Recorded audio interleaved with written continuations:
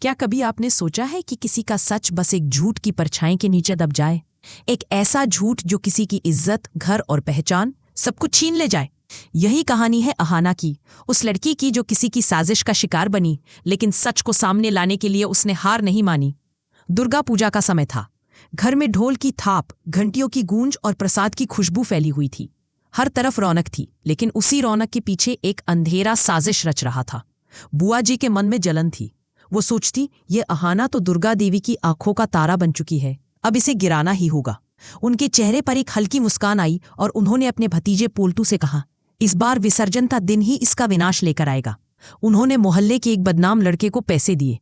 बस इतना करना है, उन्होंने कहा, कि ये लड़की नशे में ऐसी हरकत करे कि पूरा घर इसे चरित्रहीन समझे। विसर्जन का दिन आया। अहाना ने लाल साड़ी पहनी थी, माथे पर सिंदूर, हाथों में चूड़ियां और चेहरे पर वही मासूम मुस्कान।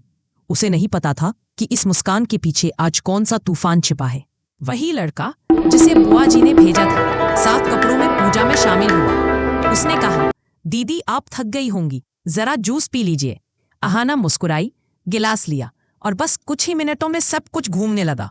क्या हो रहा है मुझे? वो लड़खड़ाते हुए कमरे में गई। सिर भारी था, आंखें धुंधली, और तभी पीछे से वही लड़का कमरे में दाखिल हुआ। दरवाजा बंद किया। क्या हुआ दीदी, डर क्यों रही है? वो मुस्कुराया। अहाना चीखी, बाहर निकलो। वो बोला, अब तो बहुत सुंदर लग रही हो, थोड़ा मजा क्यों न ले ले? अहाना ने पास रखा दिया उठाया और फेंक मारा। वो घबरा गया और तभी बाहर से किसी के आने की आहट सुनकर भाग गया। कुछ देर बाद दुर्गा देवी कमरे के पास से गुजरी। दरवाजा आधा खुला था। अंदर झांका। अहाना बेहोश पड़ी थी, सिर से खून बह रहा था। हे माँ दुर्गा, वो चिल्लाई और दौड़कर उसे उठाया। धीरे धीरे अहाना को होश आया। उसने कहा, माँ वो लड़का। लेकिन इससे पहले कि वो कुछ कह पाती, बाकी सब आ गए। बुआ जी बनावटी चिंता दिखाती बोली, हे भगवान, ये क्या हो गया हमारी बहू को? अर्जुन ने गुस्से में कहा, कौन था वो आदमी? अहाना नशे में क्यों है? अहाना ने कहा, किसी ने जूस में कुछ मिलाया था। पर बुआ जी बीच में बोली, अब बहाने बनाओगी? सबने देखा है तुम मोहल्ले के लड़के से बात कर रही थी। सन्नाटा छा गया। दुर्गा देवी का चेहरा सख्त हो गया। क्या ये सच है? अहाना रोती हुई बोली, नहीं माँ, मुझसे कोई गलती नहीं हुई, लेकिन विश्वास लगमगा गया था। दुर्गा देवी बोली, आज के बाद इस घर में तुम्हारी कोई जगह नहीं है। अर्जुन ने भी कहा, अब मैं ऐसी लड़की के साथ नहीं रह सकता। अहाना टूट गई, सामान बांधा, बिना कुछ कहे घर छोड़ दिया। पीछे बुआ जी के चेहरे पर साजिशी मुस्कान फैल गई। लेकिन कहानी यही खत्म नहीं हुई।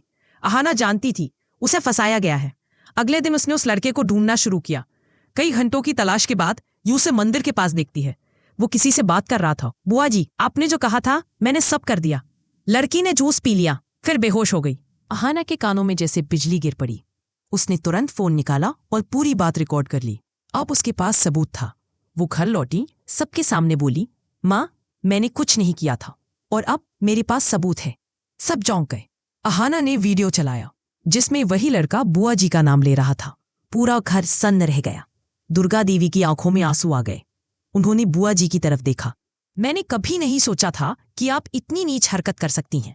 बुआ जी रोने लगी, भाभी जी माफ कर दीजिए।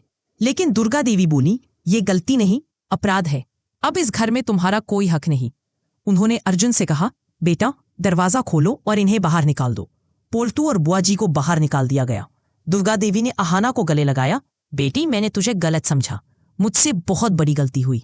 अहाना रोते हुए बोली, माँ, आपकी गलत फहमी ने मुझे तोड़ दिया था, लेकिन अब सब ठीक है क्योंकि सच सामने आ गया है। अर्जुन आगे बढ़ा, उसका हाथ थामा और बोला, मुझे माफ कर दो अहाना, अब मैं वादा करता हूं तुम्हें कभी अकेला नहीं छोड़ूंगा। अहाना मुस्कुराई।